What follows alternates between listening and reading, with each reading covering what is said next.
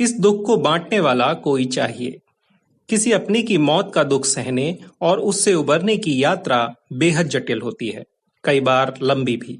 एक professional support system इसमें मददगार हो सकता है। कोरोना के कारण 20 वर्षीय रागिनी ने हाल में अपने पिता को खो दिया। इसके बाद वह दुख और अवसाद के गहरे दलदल में धंसती चली गईं। मौत ऐसी ही होती है, कभी अकेले नहीं आती। अपने साथ बेशुमार दर्द लाती है उन लोगों के लिए जिन्होंने अपने को खोया है।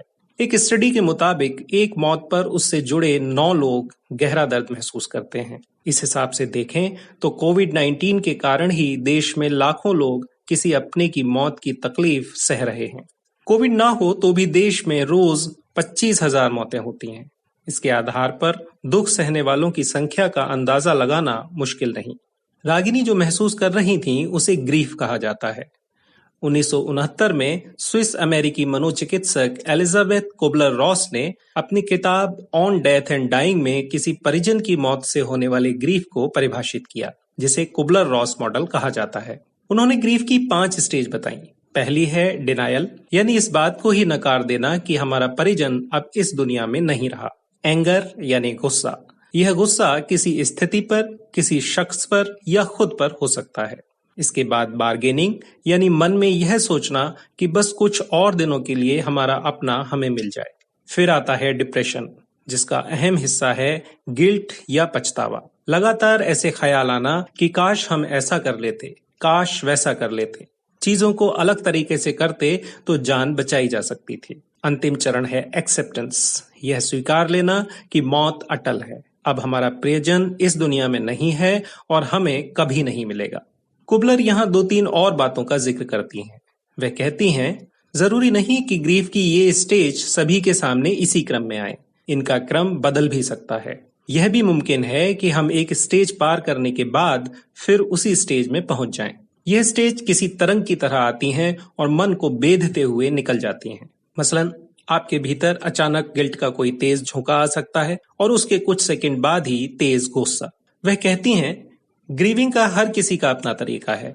परिजन की मौत के बाद कोई जरूरी रस्में पूरी होते ही नॉर्मल हो सकता है, तो किसी को इससे पार पाने में महीनों और कई बार बरसों तक लग सकते हैं।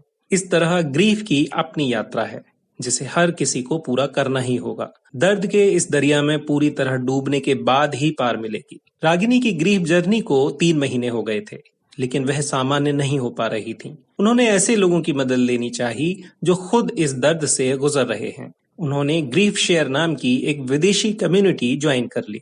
ऑनलाइन मीटिंग के दौरान उन्हें कई ऐसे लोग मिले जो कोविड से अपने 3 लोगों को खो चुके थे।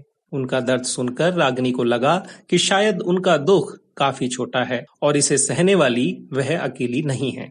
ऐसे भी लोग हैं जिन्होंने दुख को अपनी ताकत बना लिया और दूसरों की मदद का बीड़ा उठाया। अमेरिकी साइकोथेरेपिस्ट मेगन डिवाइन 2009 में पति को खो देने के बाद गहरे डिप्रेशन में चली गईं। मदद के लिए उन्होंने कई जगह हाथ पैर मारे, लेकिन निराशा हाथ लगी। फिर उन्होंने अपनी ग्रीफ जर्नी अपने आप तय करने का फैसला किया।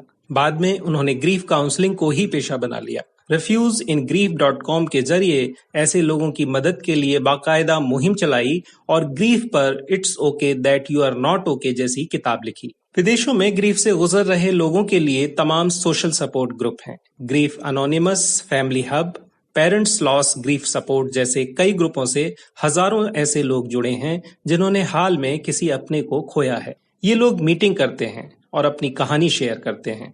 जो लोग उस दर्द से उबर चुके हैं वे अपने अनुभव साझा करके बाकियों की मदद करते हैं। लेकिन अपने देश में ऐसे इनिशिएटिव्स की खासी कमी है।